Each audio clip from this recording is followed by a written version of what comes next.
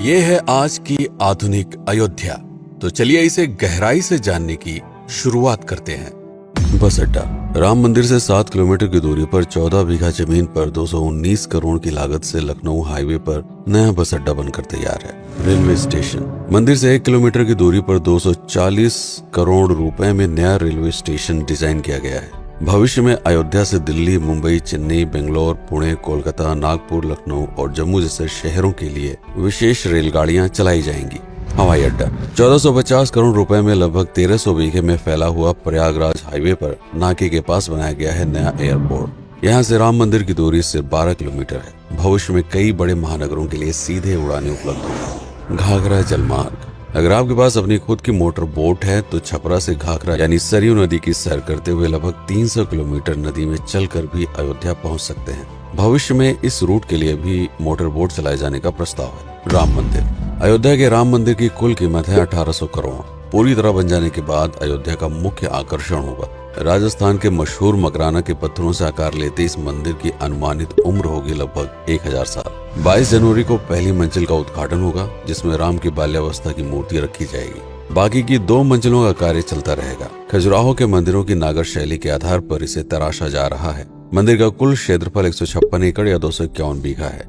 हनुमानगढ़ी। राम मंदिर से लगभग 800 मीटर की दूरी पर स्थित है हनुमानगढ़ी। मंदिर के आवासीय परिसर को मिलाकर यह लगभग 52 बीघे में फैला हुआ है। मंदिर की 76 सीढ़ियां चढ़कर हनुमान जी के दर्शन के बाद ही राम मंदिर में जाने का विधान है। यह मंदिर अयोध्या शहर के ठीक बीच में एक ऊंचे टीले पर बना है। शहर की तरफ आने वाले आक्रमणकारियों के आने की सूचना यहीं से प्राप्त करके अयोध्या के राजा तक भेजी जाती थी। इतिहासकारों के अनुसार जितनी बार भी अयोध्या पर आक्रमण हुआ, उतनी बार इस मंदिर को भी विध्वंस झेलना पड़ा। हालांकि सन्यासियों ने हर बार इस मंदिर को फिर से खड़ा किया। आज यह मंदिर रामानंद संप्रदाय और निर्वाणी अखाड़े के अधीन है। राम की पेड़ी। अयोध्या को सरयू नदी की भयंकर बाढ़ से बचाने के लिए इस बांध का निर्माण किया गया था, जिस पर श्रद्धालुओं के स्नान के लिए कई घाट बना दिए गए थे। इतिहासकारों के अनुसार जितनी बार भी बांध टूटता था, सरयू का पानी अयोध्या की गलियों में घुस आया करता था। इसी बाढ़ से बचने के लिए पूरे अयोध्या में जगह जगह पर ऊंचे टीले बनाए गए थे, जैसे राम टीला, हनुमान टीला, लक्ष्मण टीला। आज ये बांध अयोध्या का मुख्य पर्यटन स्थल बन चुका है। हर दीपावली पर यहाँ लाखों दिए जलाकर रामायण की उस घटना को उत्सव के रूप में मनाया जाता है जब श्री राम अयोध्या वापस लौटे थे। अयोध्या के कई बार उजड़ने के पीछे एक कारण इस नदी को भी माना जाता है। हालांकि इसी नदी की वजह से यहाँ पर गन्ने की खेती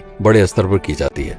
लता मंगेशकर चौराहा। नया घाट और बस स्टैंड के पास ही अयोध्या का मुख्य चौराहा 6.7 करोड़ रुपए में बनकर तैयार हुआ है। पद्मश्री से सम्मानित राम सुथार जी ने 2 माह के कठिन परिश्रम के बाद इस 40 फीट लंबी वीणा को आकार दिया। 14 टन की इस वीणा को लता जी के स्मृति चिन्ह के रूप में यहाँ पर लगाया गया है। इसीलिए इसका नाम नया घाट चौराहे से बदलकर लता मंगेशकर चौराहा कर दिया गया है। धर्मपथ। नया घाट से कुछ पहले सड़क के दोनों तरफ 30 फीट ऊंचे 40 सूर्य स्तंभ लगाए गए हैं, जिसे धर्मपथ का नाम दिया गया है, जो श्री राम के राजकुल सूर्यवंश का प्रतीक है। दशरथ समाधि स्थल। नए बस अड्डे के बगल से एक पतली रोड कछार से आगे बढ़ते हुए लगभग 12 किलोमीटर दूर ले आती है दशरथ समाधि स्थल, जो बिलहर घाट पर मौजूद है, जिसके बारे में मान्यता है कि यहाँ पर राजा दशरथ का दाह संस्कार हुआ था। राम मंदिर के साथ ही इस जगह को भी पर्यटन स्थल के रूप में विकसित किए जाने की योजना पर कार्य चल रहा है। भरत कुंड। अयोध्या से 15 किलोमीटर दूर है नंदीग्राम। यहाँ मौजूद तालाब को भरत कुंड कहते हैं। मान्यता है कि इसी जगह से भरत ने पूरे अयोध्या का राज कार्य संचालित किया था। पर्यटकों के लिए इस स्थान को भी विकसित किया जाएगा। गुप्तार घाट। राम की बेड़ी से सरयू नदी के किनारे चलते हुए 10 किलोमीटर दूर स्थित है गुप्तार घाट। ये कैंट एरिया में पड़ता है। इस जगह को श्री राम के जल समाधि के रूप में महत्व दिया जाता है। इसके अलावा अयोध्या नगर में हर गली में कई विशेष मंदिर हैं, जिनकी अपनी मान्यताएं हैं, कथाएं हैं, विशेषताएं हैं। पूरी तरह से विकसित हो जाने के बाद नई अयोध्या को पूरी तरह से जानने के लिए, इसका आनंद लेने के लिए कम से कम 3 दिनों तक यहाँ रुकने की आवश्यकता है।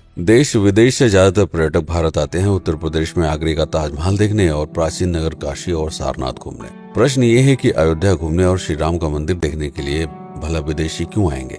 और इसका कारण है भारत में लिखी गई राम कथा की सबसे पहली और प्राचीन पुस्तक रामायण। भारत में रामायण के अलावा कंबोडिया में रीमकेर, थाईलैंड में रामकियन, जो कि वहाँ की राष्ट्रीय पुस्तक है, इंडोनेशिया में ककनिक, नेपाल में भानुभक्त रामायण जैसी पुस्तकों में वाल्मीकि की रामकथा से प्रेरणा लेकर इसे अपने अपने देश की संस्कृत के हिसाब से फिर से लिखा गया है। पात्रों के नाम, कुछ नई घटनाओं के अलावा मूल रामकथा सभी में एक जैसी है। इसके अलावा भारत में ही रामकथा को लेकर संस्कृत में 7 संस्करण, हिंदी में 3 संस्करण, गुजराती में 47, उड़िया में 14, तेलुगु में 5, कन्नड़ में 4 और अन्य भाषाओं में लगभग 17 संस्करण मौजूद है। इसके अलावा लिखे गए नाटक, कविताएं आदि को भी अगर मिला दिया जाए तो इस दुनिया में 300 से अधिक तरह से रामकथाएं बार बार लिखी गई हैं।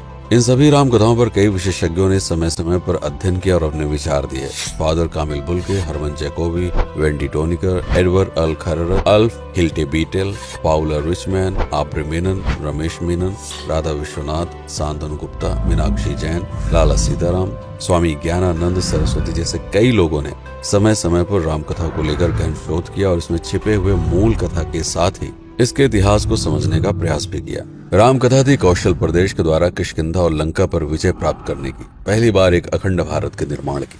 रामायण महत्वपूर्ण इसलिए हो जाता है क्योंकि ये अखंड भारत युद्ध से अधिक व्यक्ति के आदर्शों, सूझबूझ, मित्रता जैसे गुणों से स्थापित हुआ।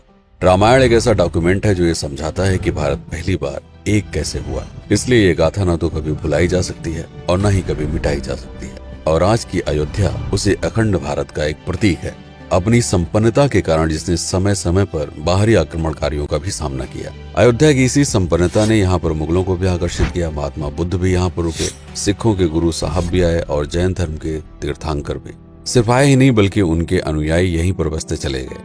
अयोध्या कितनी बार बसी, कितनी बार उजड़ी, इसके बारे में बहुत अधिक प्रमाण उपलब्ध नहीं है। सूर्यवंश के पतन के साथ ही अयोध्या का भी पतन होता रहा। बीच में कई सौ सालों तक अयोध्या मानो विलुप्त सी हो गई। इसका कारण क्या था, इसका कोई प्रमाण नहीं है। अयोध्या को फिर से खोजकर उसे स्थापित करने में बार बार राजा विक्रमादित्य का नाम आता है, लेकिन विक्रमादित्य एक उपाधि है जिसे कई राजाओं को दिया गया था। तो ये कहना मुश्किल है कि किस कालखंड के कौन से राजा ने ये कार्य किया। कुछ विशेषज्ञों का मत है कि यह काम उज्जैन के राजा विक्रमादित्य ने किया होगा। नंदवंश, मौर्य वंश, शुंग वंश, गुप्त वंश आदि के साम्राज्य में भी अयोध्या का वर्णन प्राप्त होता है। सबसे बड़ा विध्वंस हुआ 1527 के आसपास बाबर के कार्यकाल में, जब राम मंदिर को ध्वस्त कर बाबरी मस्जिद स्थापित की गई। सन 1722 में बंगाल के नवाब अलीवर्दी खान ने व्यापार के नजरिए से राम मंदिर से कुछ किलोमीटर की दूरी पर एक नया शहर बसाने की शुरुआत की। 1730 में अवध के पहले नवाब सादत अली खान ने इसका नामकरण किया फैजाबाद। इन्हीं के उत्तराधिकारी सुजाउद्दौला ने इसे अवध की राजधानी बनाई। 1775 में अवध के चौथे नवाब असफुद्दौला ने फैजाबाद की जगह लखनऊ को अवध की राजधानी घोषित की। रावण अहंकार का प्रतीक और श्री राम विनम्रता के सूचक। सत्ता में आने के बाद हर व्यक्ति को यह बात हमेशा ध्यान में रखनी चाहिए, सिर्फ रंग रोगन और पत्थर लगवाने से राम राज्य नहीं आएगा, बल्कि जिस दिन स्कूल, अस्पताल और सरकारी संस्थानों से भ्रष्टाचार खत्म होगा, लोगों का मुफ्त इलाज और अपनी भाषा में उच्च शिक्षा उपलब्ध होगी, उस दिन भारत उस पायदान पर खड़ा होगा जहां कभी हम हुआ करते थे। रामायण अहंकार पर विनम्रता की विजय है। अयोध्या को अगर पर्यटन स्थल का केंद्र बनाना है तो इस आधार पर बसाना होगा, राम राज्य लाना होगा, राजनीति नहीं।